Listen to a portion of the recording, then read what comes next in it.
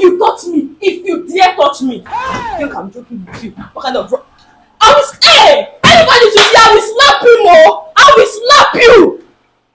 Touch me and see. Hey! This you are ah!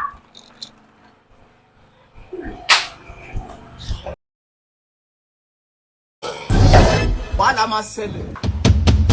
Bá ti pé òun ò ní cooperate pẹ̀lú yín ẹ fọ́ lójú ẹ yà láàárọ̀. God have mercy upon us.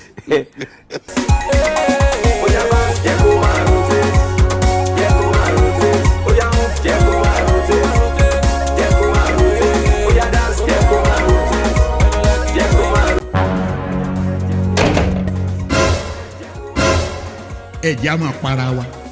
All of my fans, they calling me Alex. Anywhere I go, I scatter the ground. I know say you feeling the thing. Fitting the road. Let go. Oh yeah, baby, me shake, yeah. Oh my love, duck, yeah. Oh my love, oh my love. Jeje mi mo lo ko de kan yo. Really? I left this house. Really? You are jubilating? Are you not supposed to follow me and beg me? Why are you happy? What is funny? Why are you happy? You happy I left you, right? Right? In fact, I'm done. If you touch me, if you dare touch me, I will...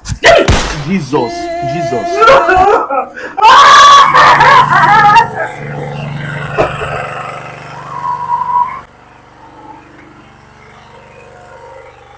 Jeje mi mo lo ko de kan yo.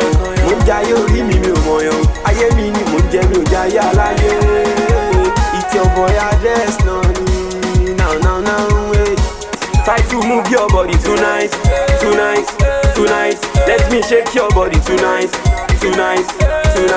Let me rock your body tonight.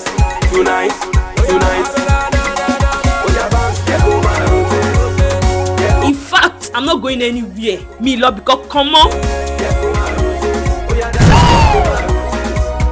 Jesus. I just know I did I do the thing they roll. My love got your lady. If I give it to you, I love you the way you do. Àwọn èèyàn tí ń gbóúnjẹ ajá ń ba tí láìlájà ń lé. Èmi mọ̀ kí wọ́n tún wọ̀ mọ́ oúnjẹ ajá.